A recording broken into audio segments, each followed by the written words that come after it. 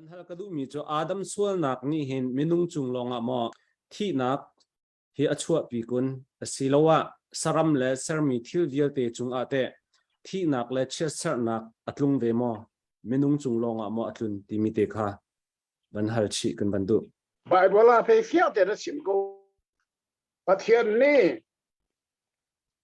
tat nak pathum achua tari pakhat na ga dana tat mi chu hleng tu rul dana tat apani na ga da pathian ni dana tat mi chu rul ni ahlen mi nu evi kha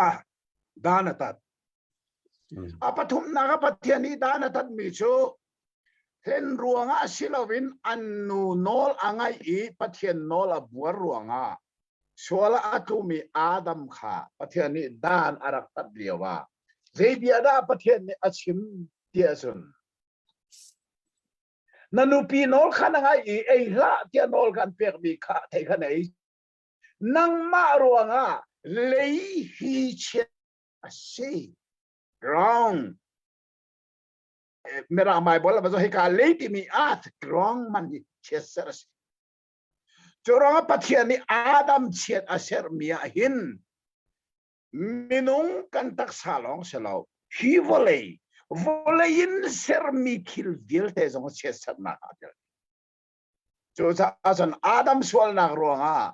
minung long selo min saram vial te zong nowa chan zonga pathian ni saram vial te pakhat man azu lo katha di chi kha tu ding nu pa long chunga alut mi da ti lo chu adang vial te tha di chu cha chun hi Adam swal na ruanga hin Roma poli fel de ra thial mi se ra se ser mi thil vial te thut nak sala adum an ma dunum sila ter tu thau ta si swal sedan swal na ruanga se asina kha sermi thil vial te thut nak sali mi kha pathian falani kan chomi zalon na khi ani from be te lai tia Bible le sim chorwanga chon Jisu Christ thong long in Adam masaruangi cheser na kha minung le saram level ni kan chomi kha kriya chu cheser nak chu vailama Jisu na arak inchang cha Jisu Christ kan zup na kan chomi zalon nak freedom he sermi thil vial te zon ani som vela ikha Bible ni achon piak na se chu cha chon Adam swal nak chu minung long selau sermi thil vial te zong ni ani som di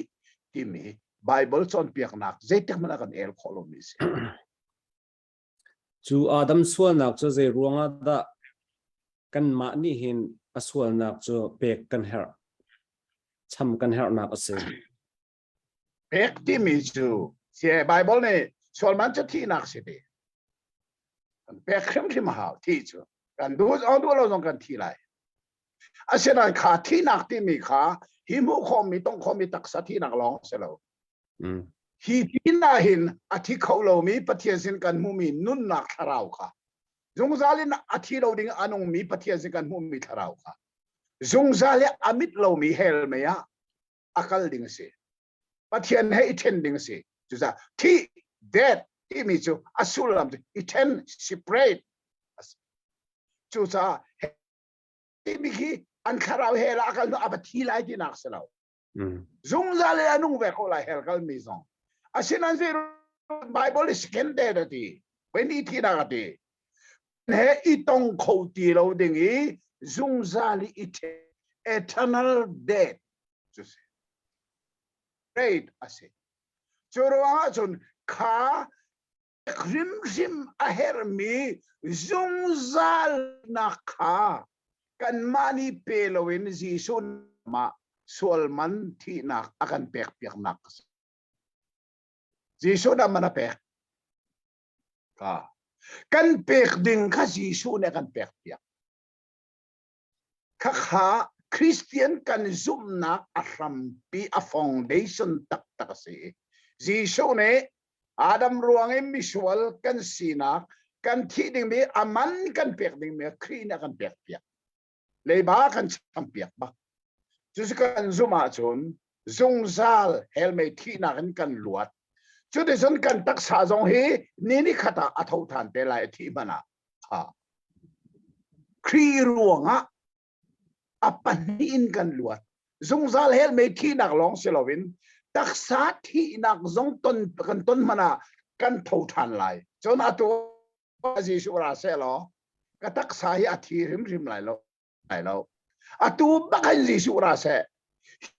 ka tak sai pathian ni vole a chiam rim lai lo bible ni zeti athu khomi arok khomi nan tak sa kha ama taksa asung loi mi ban tokin aser than lai tia Philippi dal thum chang kul chang khata kan pu aser than lai hi khowlowin aser than lai chu zai ruanga Jisu Kri ruanga se kan madin fel that ruanga pakhat manat lo chu cha Sualman Adam Ramin Sualman kan pek ding mi kha kan mai pelowin Jisu ni anun na atisen sung loi pe in vai lama akan pek yak sa